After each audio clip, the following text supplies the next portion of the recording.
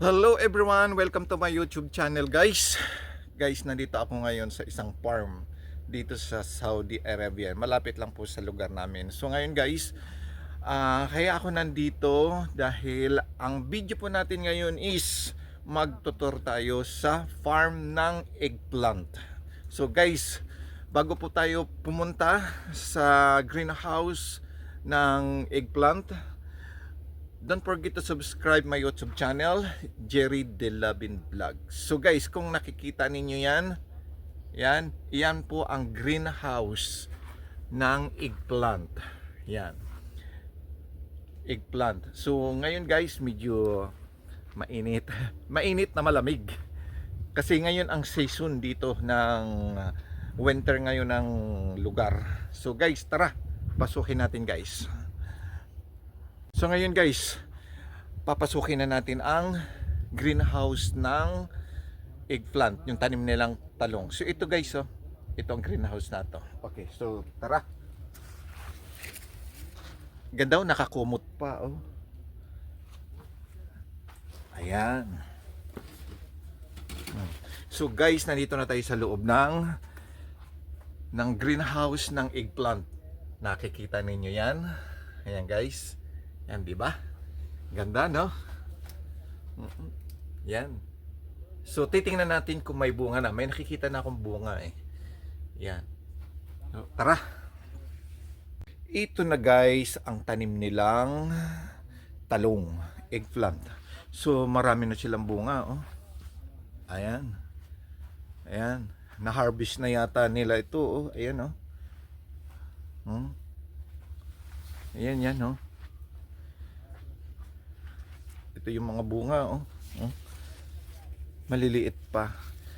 Pero ganito kalaki ang tinitinda sa palengke, Yung mga ganito, pangpakbit, Di ba? Pampakbit. Yan. Marami silang bunga, malalaki na. Lalo na 'to, Yan, di ba?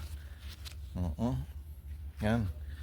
Malalaki na. So ikutin natin hanggang dun sa dulo. Kasi dulo sa dulo 'to Yan, ang daming bunga nito, Yan, ang daming bunga. Yan. Grabe. 'Di ba? So, pasok tayo sa kabila. Yan. Marami ditong bunga. Yan. Yan. Yan guys.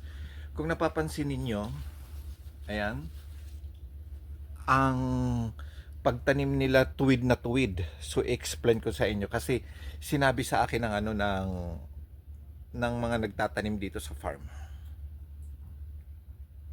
Ito guys ayan, nakikita ninyo, nasa baba tayo.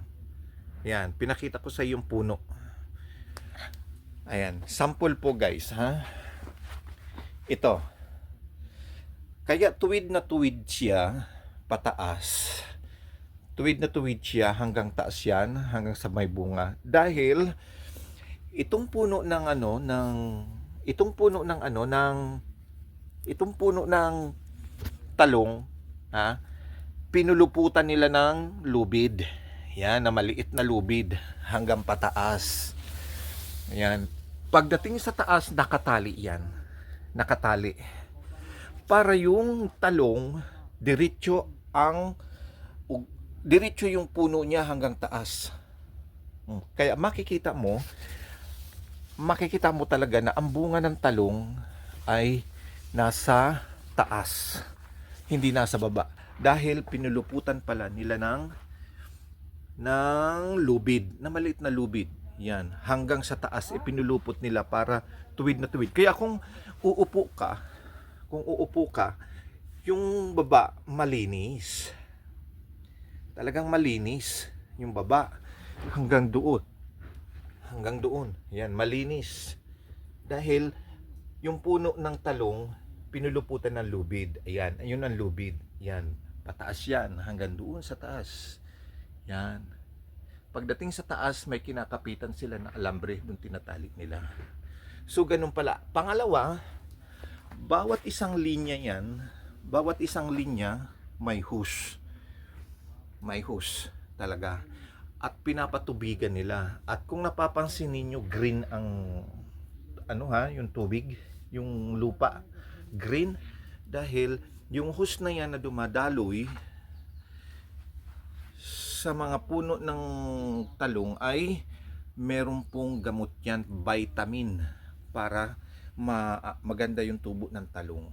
Pangalawa po, sumunod pa guys, ayan ha, ang buong ng talong ngayon sa baba. Yan. Nakita nyo na kung paano yung pag-grow ng talong. Yan. Ng tanim nilang talong. Yan. Oh. Ang laki. Daming bunga oh. Kaya naman, pag maganda ang tanim mo at maganda alagang-alaga, siguraduhin mo marami kang ma-harvest o marami kang maaani. Yan kagaya niyan, no? Yan. Ayan. Yan. Yan, di ba? So, ayan ang sikreto po guys kung bakit maganda yung nila. Maganda yung tubo ng talong at maganda yung ani ng talong. So guys, diyan po nagtatapos ang ating vlog video para dito sa greenhouse ng talong, ng eggplant. Yan. Daming bunga oh. Yan. Diba? So sa mga hindi pa nakapag-subscribe, mag-subscribe na po. Jerry De Lavin Vlog. Thank you guys and good luck.